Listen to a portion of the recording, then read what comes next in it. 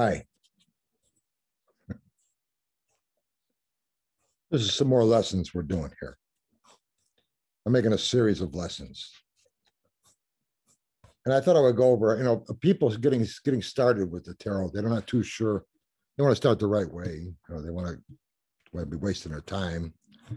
And they don't know what the best deck to get. And the thing I talked about how that any deck, they all work, but I would suggest you're probably going to be getting different decks as time goes on.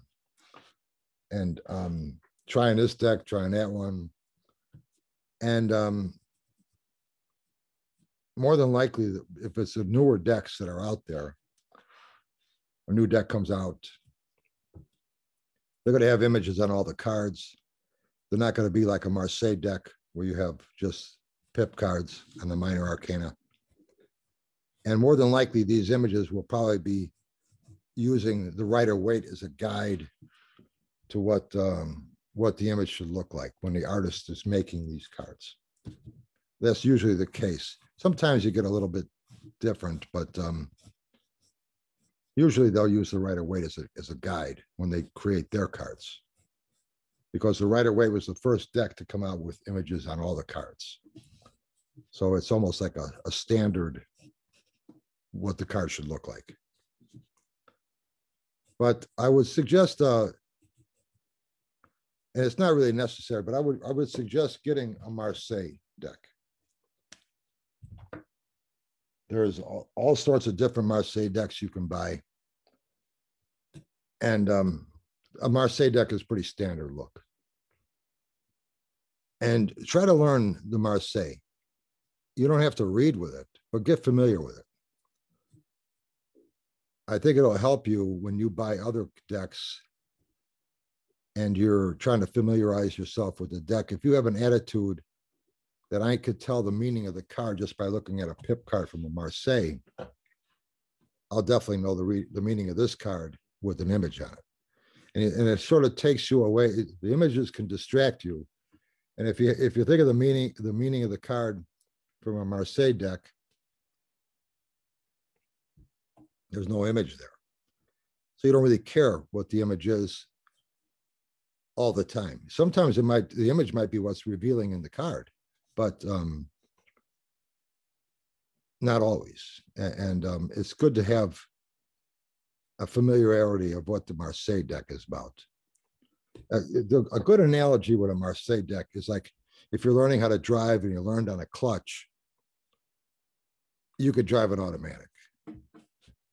But if you learn on an automatic and you never drove a clutch, a stick, you're going to have a difficult time driving the car if you got to drive a clutch, a stick shift car. And so if you learn on a stick, you'll drive any car. And I think that's a good way to look at it. You might never use a Marseille deck, but it just helps give you a different look of what these cards can mean and sort of helps you bypass the image to a certain point. Like I said, sometimes the image could be really important to look at. Maybe you see something in that image for this particular reading. Another reading, it might not be important, but they have a basic meaning of what this card means. 4 of Cups, 9 of Swords, without an actual picture, I think helps you get closer to those cards. So you're not going to hurt yourself by getting a Marseille and getting familiar with it. If anything, it'll help you. And you might like it. Images could get confusing. And I use both. I mean, I use a Rider deck or I use any other deck, but usually I use a Marseille. And there's some beautiful decks out there. And the artwork is great. So if you want to appreciate the artwork that's on the card, but they don't look exactly the same. They'll look similar in some ways from one to another. But that image is not really that important. And I'm just reviewing what I said about earlier in one of the other lessons about I would really take the suit of the card and just use it as a fine tuning thing. It doesn't really necessarily have to be even in the reading. So whether it's a 4 of cups, a 4 of swords, 4 of wands, or 4 of pentacles, it doesn't make any difference if you read the way I teach. It's just a 4. So the numerical value is all I really use consistently for a reading. And I also think that with the key words, again, we'll use 4s. 4s are stability. I see that as a key word for the 4s, all 4 of the 4s. They're stable, they're stable, stability. Well, stability can also mean routine, structured, consistent, dependable, a rut, boring. So there's a lot of range there with this. So if you have a picture on there, it's getting too specific. And you got to have a picture if you're going to use that kind of a deck. So you can't show all the ways that stability could be shown there in one picture. Or if you know a Marseille deck and you could read a little bit with it, you realize that that image is just showing one aspect of stability. What I like about my keywords, if you look at the Rider-Waite deck, you'll see that the images of and I go over this in my YouTubes. If you'll see that the images pretty much go in line with the numerical values. All the 4s look stable.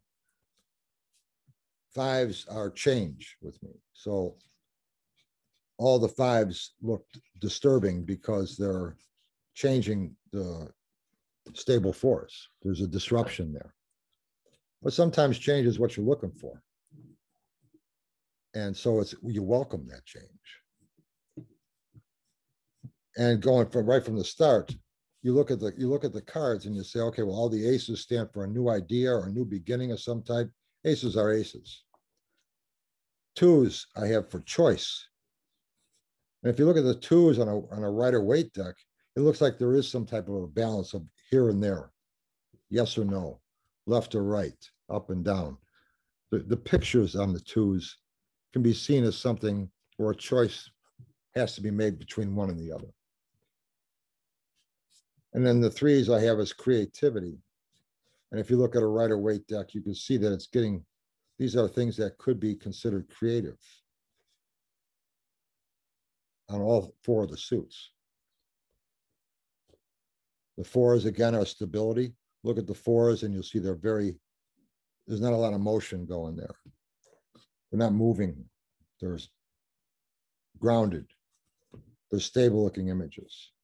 The 5s, again, are disruption, are change. So there's things are getting rearranged with the 5s. Disruption, commotion. On the Rider deck, they're disturbing looking. 6s are overcoming the obstacles of the 5s.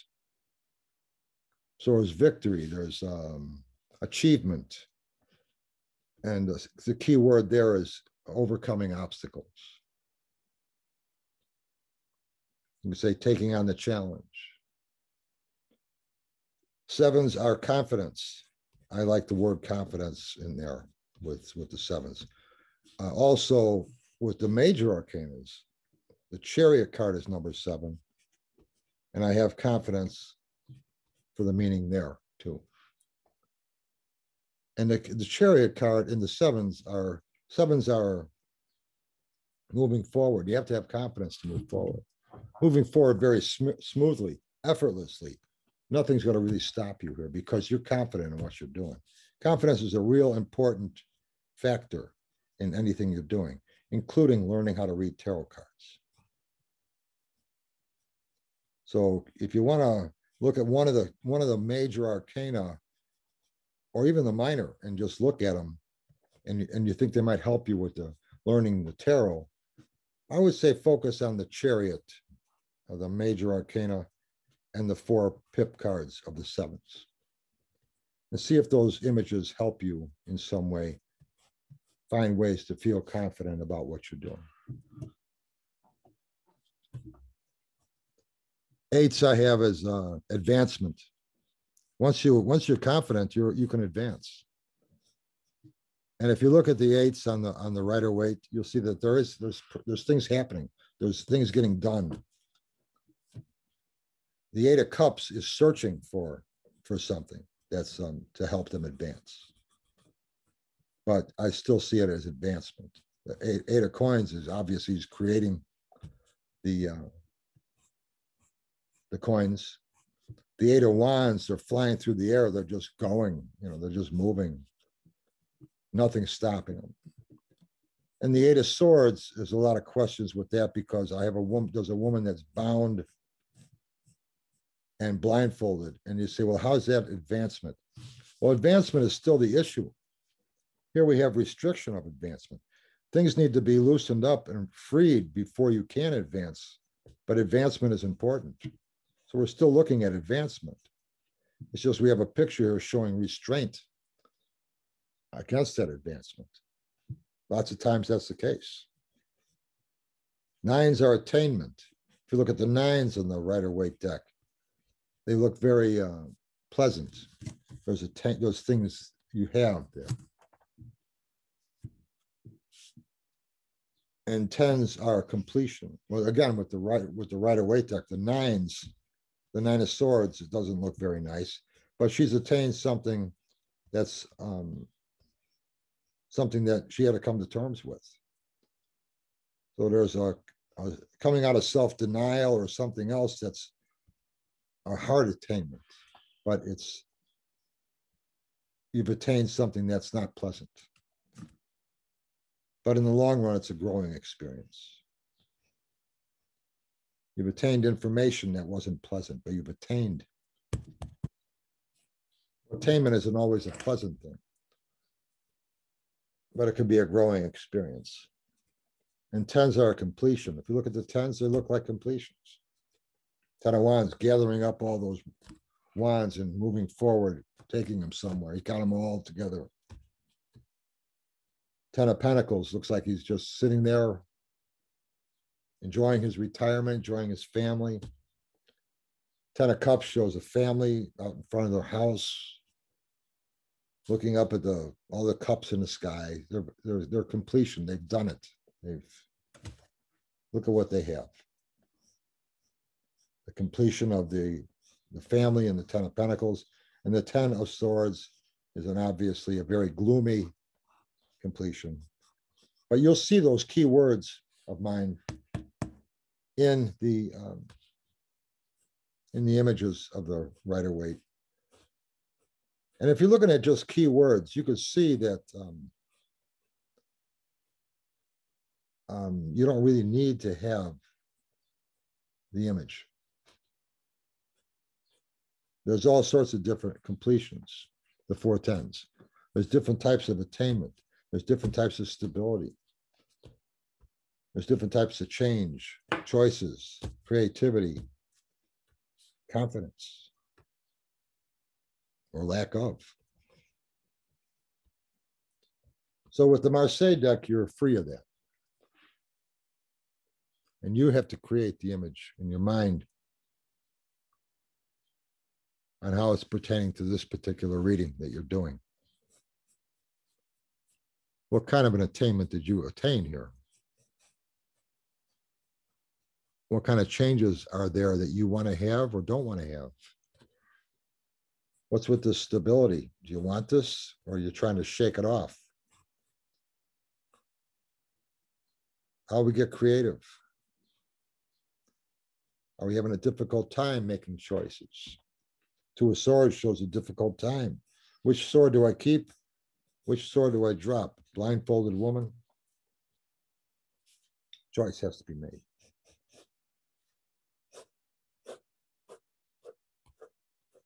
So I'd say do yourself a favor and get yourself a Marseille, even if you never use it.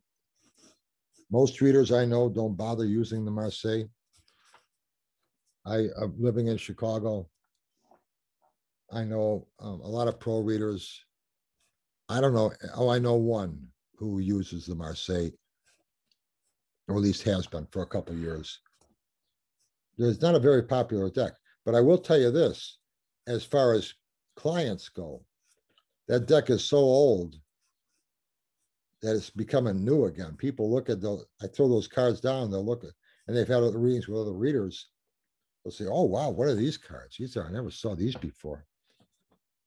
And I think it's kind of funny because those are just the oldest tarot deck you're going to find for divination is a Marseille deck. Marseille deck was the first deck used for divination that we know of. And it's recorded. The first recorded history we have of tarot cards being used for divination was with the Marseille, or that time period, the 1700s. And that's what was out then. You could also use there are some other pip card decks. The Swiss deck, which I just made a copy of. The Swiss. 1JJ Swiss is a pip deck, only has more detail in the artwork from a Marseille. So if you like the idea of, I really suggest at least looking into keywords. And if you like the idea of the keywords, go to my website, tarotmaps.com, and go to the downloads page in the menu. And I have a download PDF file called Tarot Quick Reference Guide, bottom row. And there's two rows there of files. And it's in the bottom row on the right. Tarot Quick Reference Guide. And it has quick reference keywords for all the tarot cards. And if you want to look at a Marseille deck and not want to buy one, you can download mine, full-size print-ready files. You can download the whole deck. It's just the Tarot Marseille by Pitisci. It's the first thing in that downloads page. And you can just look at them and see what you think. So I would say you're not going to hurt. This won't hurt you to get yourself a Marseille deck. Just keep it around and play around with it. See what you think. You might like it. And like I say, if you're going to read a Marseille, you could read any deck. Anything that comes out later on, something that comes out a year from now, you'll be able to pick them up and just instantly read them. There's not a deck that's going to really confuse you. It might even help you if you like the Thoth deck, Aleister Crowley's Thoth deck. If you know the Marseille, it would help you with the Thoth because they're very artsy looking, but he uses pips on the minor arcana. Yeah, get the Thoth deck. If you get the Thoth deck, which a lot of people read with, if you were to learn the Marseille and then picked up a Thoth deck, it'd be a lot easier to read than if you never had a Marseille deck and you picked up the Thoth deck. So that's a good example of how that can be helpful. Any deck you pick up, if you can read a Marseille, you can learn the deck. And keywords will help you a lot. And don't worry about the suit. Just 14 pip card keyword meanings for the minor arcana, and the 22 major arcana, their keyword meanings, and you'll be all set. Also, I want to put out reminders here on my YouTubes. If you're planning on going to our Tarot Gatherings event here in Chicago, we're staying at the Marriott Hotel, 2 nights, Friday and Saturday, July 15th and 16th. And the deadline for that registration is going to be June 16th. June 16th. If you want to go, you have to email me at my email of tarotmaps@gmail.com. Emails tarotmaps@gmail.com. I'll put that in the description as well. And you can I'll send you a link to the reservation page, and you can make your reservations and book for your 2 nights there in our block of rooms. We have rooms there. We have a block of rooms set up for that. And that's that. All are welcome. We're just gonna have a good time, talk about tarot cards and see what else we want to talk about. So anyway, I'm sure most of you have heard about it anyway. So get yourself a Marseille deck. Get a little, just play around with it, see what you think. And even if you don't ever use it professionally, it might give you some more insight about what you're doing with the deck you are using, or the decks you come across later on and use. So keep throwing cards. We'll talk soon.